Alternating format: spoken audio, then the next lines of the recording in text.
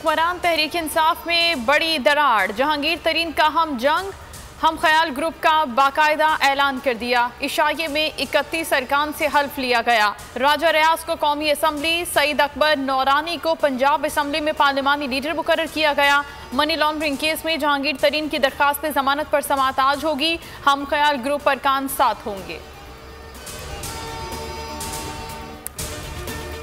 हमारे ग्रुप को तीसरी बड़ी जमात करार दिया जा चुका है। तरीन ग्रुप का लेबल लग चुका, अब मिलकर ताकत शो करना होगी। फैसल जीवाना की गुफ्तगू।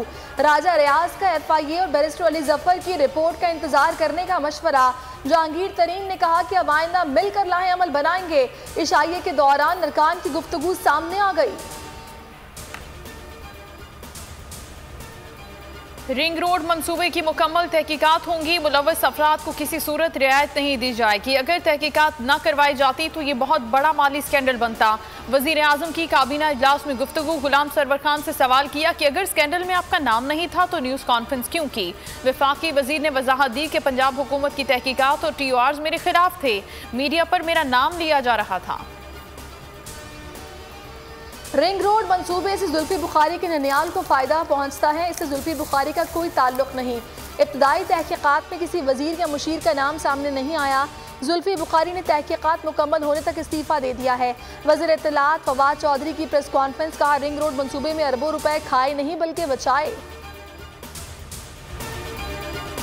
कराची में कुछ देर के गर्दो गुबार के तूफान ने तबाही मचा दी। हल्की बारिश, छतें उड़ गईं, दरख्त गिर गए। मुख्तलिफ हादसात में 2 बच्चों और एक खातून समेत 4 अफराद जाँ बहक, मुतादिद जख्मी। की इलेक्ट्रिक के 1000 के करीब फीडर स्ट्रिप, आधा शहर बिजली से महरूम। कई इलाके ताहाल तारीकी में डूबे हुए हैं। की इलेक्ट्रिक तमाम फीडर्स पर बिजली की बहाली का दावा कर दिया।